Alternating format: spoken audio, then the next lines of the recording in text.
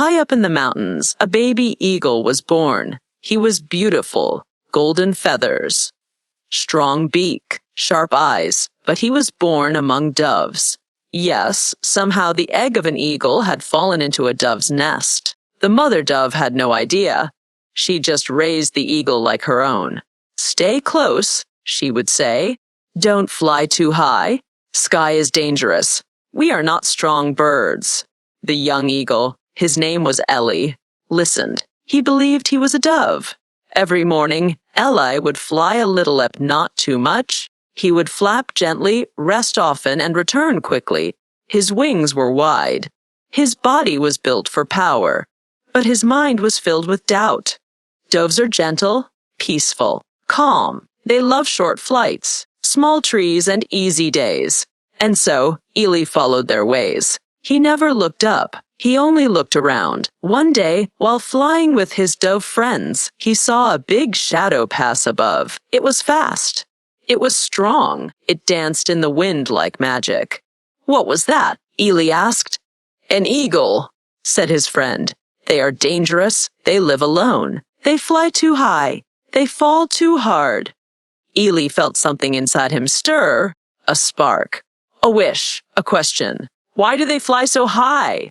"Because they think they are strong," the dove replied. "But we dovists, we stay safe." Eli nodded. But deep inside, something didn't feel right. He couldn't stop thinking about that eagle. One morning, Ellie went out alone. The sky was clear.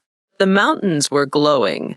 The wind was calling. He climbed a tall rock and spread his wings.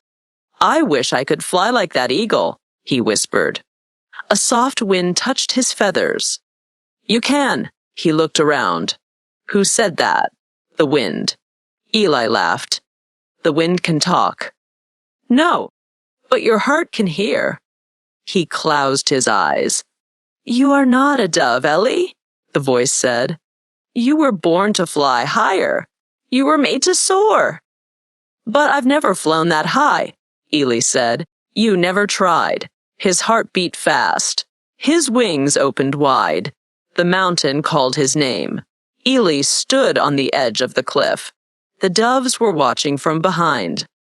"Don't do it," they cried. "You'll fall. You'll break your wings." He looked at them. He looked at the sky, and he looked within.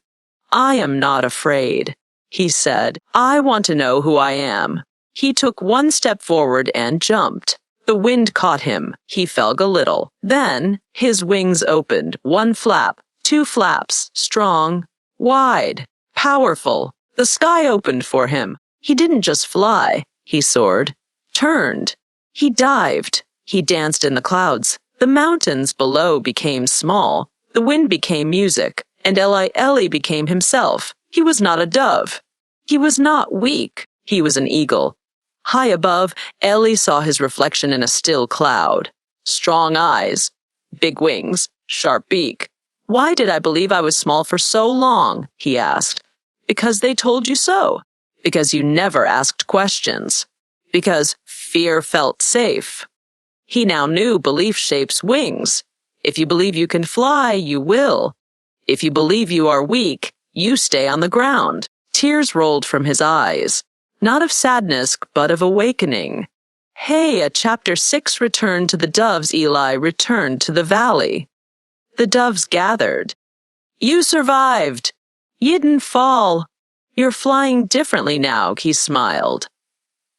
"I am not like you," he said gently. "I was never meant to stay low. I thank you for raising Meg, but now I must fly high." Some doves nodded, some cried. Some turned away, but one small dove came forward. "I want to fly like you." Eli looked deep into her eyes. "Then believe you can."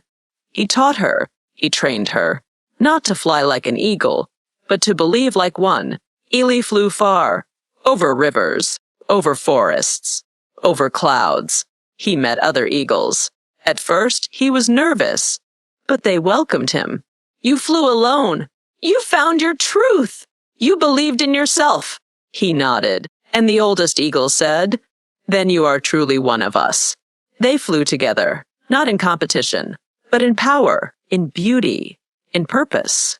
Ellie felt free, not just in wings, but in soul. Many years passed. Ellie became a legend. Birds would whisper his story, the eagle who thought he was a David until he believed in himself. Every young bird was told, don't let others define you. Don't fear flying high. Don't doubt your wings. And in every valley, on every branch, the wind still whispered, believe yourself.